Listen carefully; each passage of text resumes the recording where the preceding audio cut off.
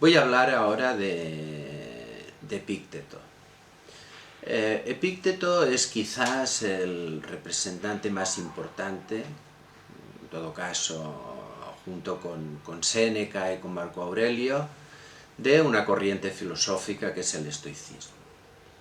Aunque el estoicismo se inició en Grecia, en la época del helenismo, por parte de Zenón de Crisio, está claro que su auge, sus elaboraciones más importantes transcurren en Roma, y ya digo que quizás Epícteto sea la referencia más importante, sobre todo porque él tuvo mucha influencia en el caso de Marco Aurelio. Epícteto nació 50 después de Cristo y murió 130. Por esto estamos hablando del siglo I y del siglo II. El manual de Epícteto, que es donde tenemos sus enseñanzas, no lo escribió él, lo escribió su discípulo Arriano de Nicomedia, y lo hizo a partir de los apuntes que tomaba de las clases de Epícteto. De hecho, Arriano era una persona de familia noble, bueno, participó también como hombre de Estado, y resulta curioso que Epícteto, como sabemos, durante una buena parte de su vida fue un esclavo. En concreto, fue un esclavo de Epafrodito, que era secretario de Nerón. Y, bueno, es decir, ¿cómo un esclavo podía formarse filosóficamente? Bueno, pues porque en aquella época, digamos que era una moda, pues tener algunos esclavos ilustrados. Y lo que hizo Epícteto fue seguir las enseñanzas de Musonio Rufo, que fue otro estoico importante. Luego, posteriormente, Epícteto se liberó y de alguna manera, a partir de aquí, pues pudo hacer todas sus enseñanzas. Pensemos que el estoicismo es una escuela, pero escuela quiere decir una escuela de vida, es una propuesta de forma de vida. Voy a decir simplemente las cuestiones que me parecen clave de Epícteto, ¿no? Pensemos que para Epícteto, de hecho, habían tres disciplinas que eran la cosmología, la lógica y la ética. Y lejos de considerar que, como hacemos ahora, que igual la cosmología es algo teórico, que la ética es algo práctico, que la lógica es un procedimiento, de hecho son tres disciplinas prácticas. O sea, para el estoicismo no hay diferencia entre teoría y práctica. La cosmología es una disciplina del deseo. Es una disciplina del deseo, ¿por qué?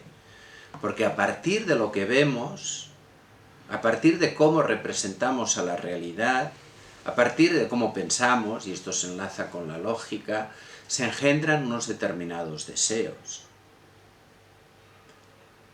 unas determinadas representaciones que para Epícteto hay que dominar.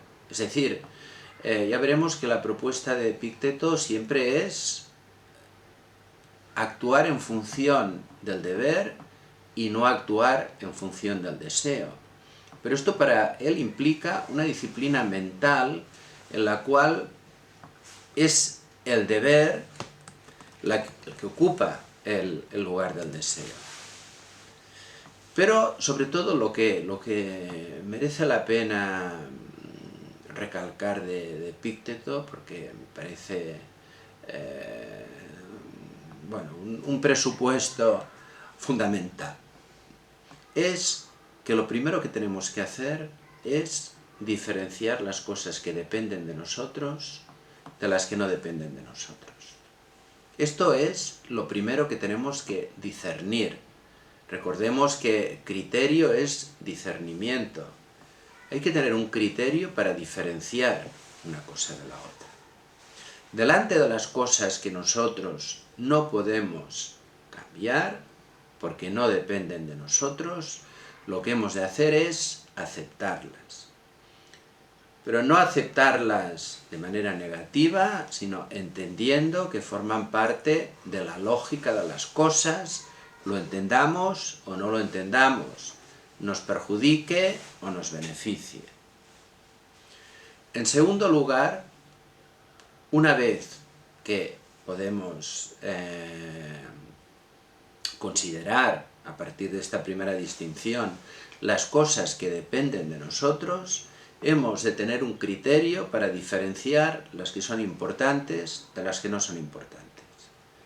Las que no son importantes simplemente nos tienen que producir indiferencia. Actuamos, pero es igual, no importa hacer una cosa o hacer otra.